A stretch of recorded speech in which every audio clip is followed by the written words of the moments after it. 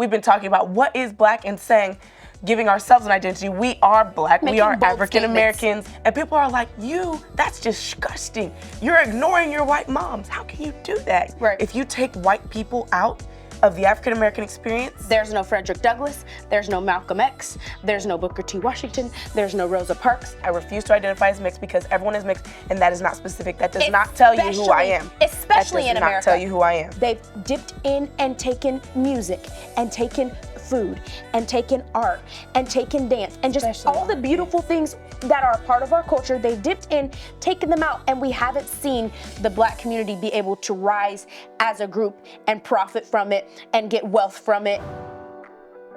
Hi, welcome back to Gotta Be Me podcast. We're so happy and excited to be here again with you today. We're your hosts. My name is Sophia Benyon, and this is my cousin, Peyton Benyon. Welcome. What happened? My voice.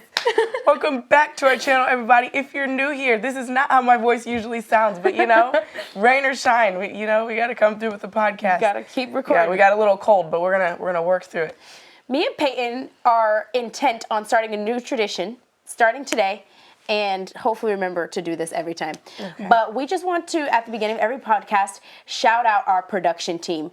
Judith and Chris, we love you. Y'all are the best videographers, the best editors, the best posters. Y'all are just great. And we don't want to stop thanking them because without them, we wouldn't have anything. I mean, we'd just be sitting here still talking. She would like to be called Christine. Oh, so true. Judith and Christine, because they'll think you're, They should think you're a this boy. is an all-girls team, okay? Judith and Christine. We love them. We'd just be sitting here having conversations like we always do without them. You all wouldn't know anything about Gotta Be Me, so shout out to them. Today, we have I think, somewhat serious topic that we want to talk about. We noticed in the comments a lot of people, we've been talking about what is Black and saying, giving ourselves an identity. We are Black, we are African Americans, different things like that. And people are like, that's disgusting. You're ignoring your white moms. How can you do that, And those sorts of comments. And I think it would be good for us to sort of address it, if for nothing else than for ourselves to articulate that, which I have done before.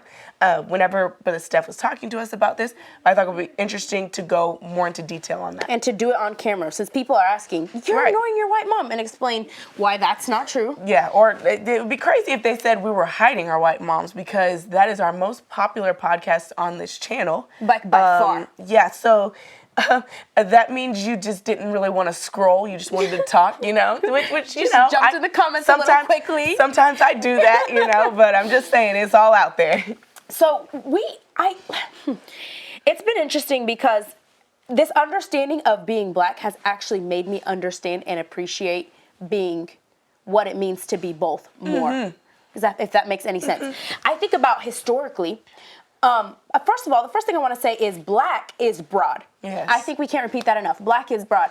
And because you have people that are Black from Jamaica. Somebody's like, you forgot about the Jamaicans. I was like, okay, well, we're not talking about the Black is broad in this certain specific. There's people from Jamaica, there's people from Haiti, there's people from... Well, and no, actually, that is what I'm referring to at the moment. Like, the African diaspora is huge, and there's Black people all over the world. Big and that's continent. just an extremely broad thing. But I think what we've been narrowing our personal definition down to more is specifically African American. And for Black History Month, we did a production where we made these very bold statements about what African American is. What did you say? Say it again. Because we are the descendants of those who have been forcibly removed from Africa and brought to this land in chains as property without rights. Can we rabbit trail right here and talk about the comments on that? Okay. No. Go look on our Instagram page. Everyone on there literally said, we don't care, go back to Africa. And said, we'll buy you tickets there, or go buy yourself tickets there, or whatever. And I thought that was interesting. Hurry up and go back to Africa then. It is Black History Month. I am talking about my ancestors, and you're going to get up and say, go to Africa? First of all, we're probably related. Okay? So if I'm going to Africa, so are you. We're just as American as each other are. Yeah. And to me, that's important, and bring the conversation back around. That's super important because African American is and should be an identity, but so far is something that we've still been working through as a people because, like I said, Black is broad. African American is more specific. Yes. We're the descendants of those who were forcibly removed, and brought to this land and country as slaves. As the definition goes on, it says we are a nation within the nation. Yes. We are the country's country into which all former slaves and some indigenous people and immigrants have not just come to, but have been formed into, and the definition goes on. I think it's actually a beautiful thing. Like, it is a beautiful thing. Our people hold so much. We hold everything that's inside of America. Our people hold that. Right. Inside of our very bloodline, we hold that. And I think that's a part of what, for me, I wrote something when we were talking about this, and me and my mom were kind of going back and forth about it, because that can be a tense topic, you know? So I wrote something about it. And those are important conversations to have with your parents. I think so. You have to talk about it. Living in America, if you have one black parent and one white parent, you have to have this conversation at some point in your life. And if you don't, you're doing a disservice to your children. You're doing a disservice to the community. You're doing a disservice to everyone. So I wrote something down. I said, I identify as African American. I said the reason for this being, who we are can be held inside of the African American story of those descended from slaves. So from my definition, that is the way that I identify as an African American. Identifying as such does not exclude my white mother, as in history, African Americans all down through slavery and beyond often had white relatives or one white parent. And still do. And still do. And I understand that some of those were under bad circumstances, but the fact still stands. And I would never say that I'm in the same bad circumstance. Right. My parents fell in love, right? Right. But we can also say everything was a bad circumstance. Not Black everything people was. and white people have been falling in love for hundreds of years. Hundreds of years, right? And so to me, I said, this is the most holistic way that I can identify myself, because there is no such thing as African Americans without white people. Exactly. In the most honest sense, in the most truest sense, identifying African American identifies both sides of my heritage. And I would never be ashamed. I would never be ashamed of my heritage. No, you're good. Go ahead. The never be ashamed part was beautiful, and I didn't want to interrupt it. I was just going to say African American, it's literally a 2-word identity that is so inclusive, if you think about it. Back to the history side of it, you were saying there is no African American without white people. We came over, some of us came over together. Whenever there were quote unquote white explorers here, there was often black people exploring with them. Obviously, it was the white man that brought Africans over as slaves, but I mean, without the Underground Railroad, without the many people who were helping, who were fighting slavery, who were standing up for civil rights, who were riding those buses with us and, singing the songs and sitting at the lunch counters, like, this has always been something we did together. We talked about something during Black History Month, and I had no clue about this. We were studying Billie Holiday, and we were studying the song that she wrote, Strange Fruit, and I didn't realize that was actually written as a protest by a white man. Yeah. I thought that was an interesting She popularized it when she sang it, but, like... I don't think he could have sang it, and it would have been as good. I don't. I really don't. It was much more powerful by her. Like that jazz that we hold, but it was a working together. Yes. I will never stop quoting Martin Luther King, and I'm so glad Brother Steph made us memorize. Yes. We are caught in an inescapable network of mutuality, tied in a single garment of destiny. What affects one directly affects all indirectly. For sure. You can't you can't get away from it. And at this point in America, America is like, we call it the melting pot, right? It is the most interrelated. And I think the African American people reflect what America is. It reflects everything that's inside of America. But the thing is, though, about America is, even though it has become a melting pot, and there's people, people from all kinds of different cultures and backgrounds, meeting, going to school together, working together, living together, and even marrying, that wouldn't necessarily normally happen just because of geographical reasons. There is still a certain ability of cultures to lay claim to the benefits of their culture because they have that identity. Yes. And nobody's trying to take that away from them. Yes. And there's German, pockets in America, and Irish pockets, and there's Chinese pockets, and Indian pockets, and indigenous people, and like everybody, and that's a whole other topic, like we could go into what happened to the indigenous people here in America. I'm just saying, there's groups of people, and they have an identity around which they can gather, around which they can commune, around which they can fellowship, and around which they can build something that's actually lucrative. The Bible calls it the glory of the nations. Yes. I think that's how the Bible puts it. If you read in Revelation chapter 22, it says the glory of the nations will all be found inside of Zion. But if you don't have a nation, how do you find the glory? And I think that's what's important about identity.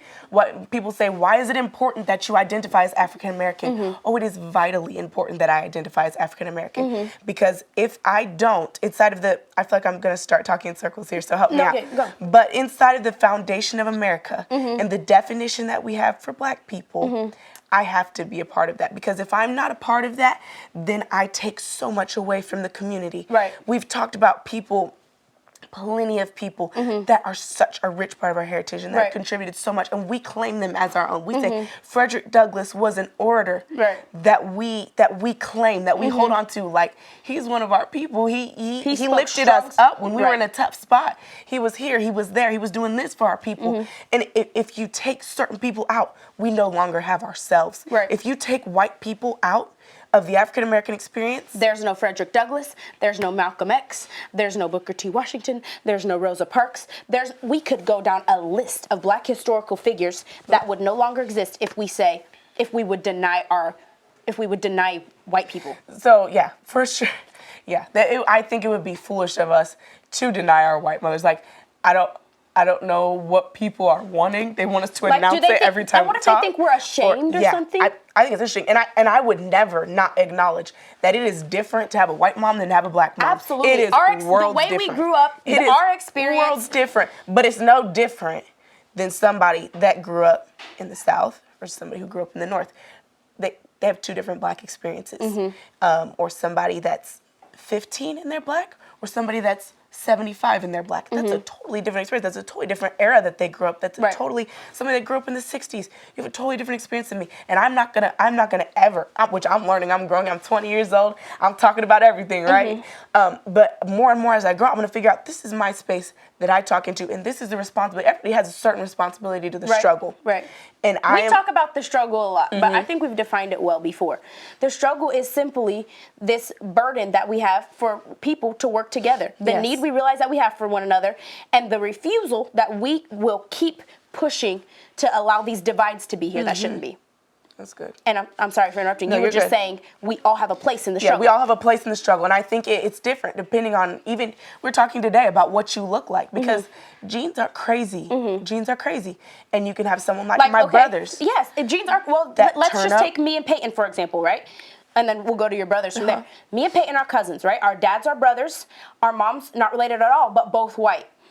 And Peyton is a bit darker than me. I don't know if you can tell on camera, but her hair is like several letters more. You know, if you go the number letter pattern, more curly than mine. We're definitely in the fours. Like she and I would be in the threes and maybe like early threes. You know what I'm saying? And we're cousins. You know. And then Peyton's brothers. Peyton's brothers are completely like their skin tone is what would be considered white. Now they have afros, but the afros are blonde. And they got blue eyes. And then we have other cousins. Who are very dark, right? And this is all in one Black family. We have two Black grandparents. Oh, I have an interesting side story, okay? Okay. Our Grandpa Senior's grandmother. Okay. This is so funny because we've been talking about Black passing and the one drop rule and everything. Yes, okay. Which I would never substantiate saying that I was African American by the one drop rule, because I don't know, okay, that's a different story. But our grandma and what is this, 2 greats, 3 greats? This would be our great-great. Great. Okay, they were in the South. They're gonna correct me later. I don't know how the story totally goes, you'll help me. But he was the butler for their rich family. No, this I did not know. Okay, maybe I'm making this up, but it's more interesting. Grandma Ellie. I'm pretty sure. Parents. Yes. Okay. Okay, they were not accepted for their wedding. They had to run away and go to the North. They fell in love. Yes, they got married. And she tried to pass as Black all the time. She would just say, "Oh, it's fine. I'm just light skinned." And no, she was not. She was an Irish lady. Woman. Freckles and like wavy. Blue eyes. Maybe she thought the wavy hair could like. I don't even know. But she told all her great children she was light skinned. Well, actually, the fact that she maybe even got away with that, which Grandpa Senior said he wasn't very old. He said when he got older, he was like, "No, she ain't. She white." But I'm just saying the fact that you know it could have been true just shows how broad the African American experience is. Now, she wasn't. But Peyton, I'm going to give you some pushback on you saying the one drop rule, you wouldn't use it to identify. Okay. So there's a certain part, right, where you kind of have to identify with the image that you carry. Yeah, your dominant image. Right. So I can't say, and this is crazy, right? Yeah. But it's the way it is. I cannot say I'm white, even though I'm just as white, or white. I have just as much white blood, whatever. Like that's not a real thing. But I have just as much, European blood as I do African blood, or maybe even more. Mm-hmm. I still can't identify as white because that's not the image that I carry, and that's just the truth. Mm-hmm. And putting more labels out there, like, well, please identify as mixed, identify as biracial, identify as multi. Okay, literally everyone is mixed. I refuse to identify as mixed. I completely reject that. I refuse to identify as mixed because everyone is mixed, and that is not specific. That does not tell you who I am. Especially in America. That does not tell you who I am. Like, I think there's people in other countries that may be, they check their DNA, and it's like, 100% Swedish or something. Because that's where they're from. But I'm telling you, in America, you would be hard pressed.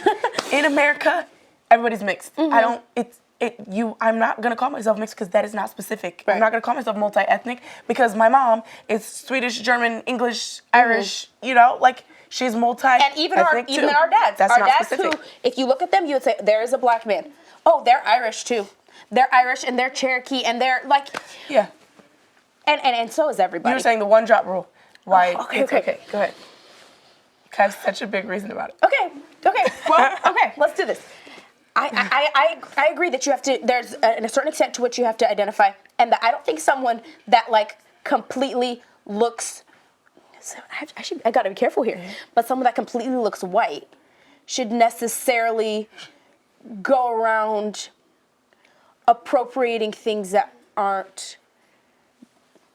There's like a certain sense of things that you just shouldn't do, mm-hmm. and it's not even like there's laws about it. Mm-hmm.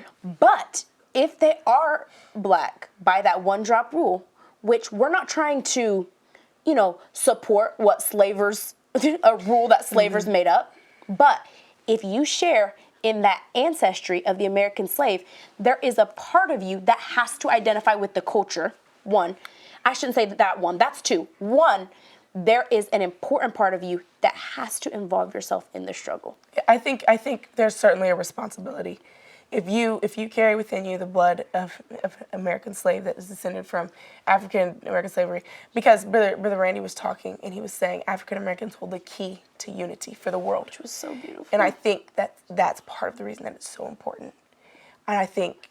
That's part of the reason what we're saying right now is so important. Because other people were slaves, and there's slaves everywhere, and there's genocides happening everywhere, and there's this happening. And we're not trying to say this is the worst oppression that's ever happened of all time. No. We're just saying this is a good place to understand oppression from. Because you can see it so very And me clearly. And Peyton just saw it yesterday and the day before, and every morning when we wake up and look at our comments on our posts.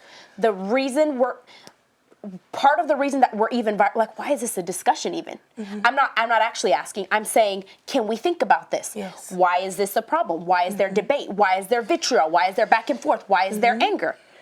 It's obviously still a big problem. This is what's Brother Steph always says, if people looked and saw African Americans get together in unity and America figure things out, we would be able to see there's hope for anybody. Yeah. After the systemic way that the people have, the identity of the people have been removed. Yes, the identity. I wanted to read something that Brother Steph wrote about it. Brother Steph said, "We've not been fully acknowledged because we failed to fully acknowledge ourselves," and we saw that. Mm-hmm. When this was written, it was when we were speaking this, it was in response to the people that were actually not acknowledging us. Now, there were things that they were pointing out to us that were true, like, hey, girls, you can't say certain things because your mom was white, and I'm not saying that's not true. But they were saying, you're not black. Yeah. And black is broad. So and black is broad. All right, we have not fully acknowledged ourselves. We cannot acknowledge ourselves, however. So what I'm saying is, it's not people's fault if they're confused. We cannot acknowledge ourselves without an official and agreed upon identity. There is no such thing. That does not exist yet. Mm-hmm. All right. And we cannot possess an agreed upon identity without writing it down, adopting it, and living it out to the fullest measure for all the world to see. Mm-hmm. I just said there's no such thing. I think there is. Mm-hmm. And I think we somehow got blessed enough to be by Brother Steph, who understands what this is. But yes, it just has to be agreed upon and lived out And for I all the world think to see. I think if people are still wondering, like, why are you talking about this? Why are you hyping around this? I think identity is a very important thing, and I think it's a biblical pattern. It's You must everything. identify with your tribe, with your group of people. And And with your leader. Brother Randy was preaching on Sunday. He was like, you will have relationships where you will get taken advantage of if you don't know who you are and who you're dealing with. Who they are. Right. If you think about it in the animal world, if I know I'm dealing with a poisonous snake, I'm going to act differently Right. than if I'm Dealing with this sort of thing. So identity is how we survive. Right. It is important. It is vital. That's almost an understatement. And in order to have when you have an identity, you can no longer be taken advantage of. I mean, let's talk about the basic principle of names. What if we didn't have names? Right. You know, like, and that's so simple. But the Steph mentioned the thing he wrote. That's super simple. But to me, it's like, whoa. When you what get would pulled we do over, if we didn't have names? What do the police ask for? Give me your ID. Right. What are you? Who are you? Let me verify it. And people have to have an identity. And it has to be specific. And that's why we can't get up and say, I'm mixed. Right. Because what's that? What's that? People were looking at our podcast saying, you all are mixed. You can't say this. But there were girls on the show that were lighter skinned than me and Peyton and had 2 black parents. Like, where would you draw the line? At what point would you say, okay, you're mixed, you're not mixed? She has a brother that's darker skinned. Like, he's dark skinned. I don't even know how to explain it. He's very dark skinned.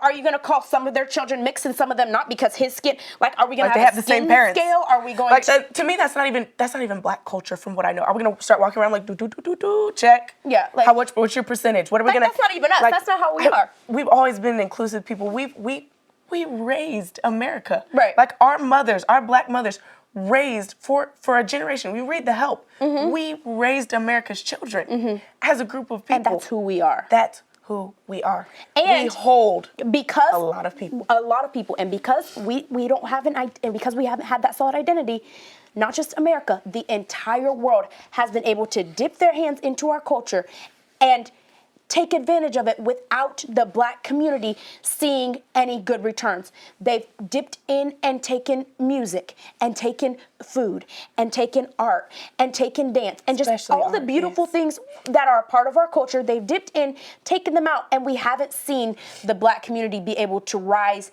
as a group and profit from it and get wealth from it. Yeah. And, you know.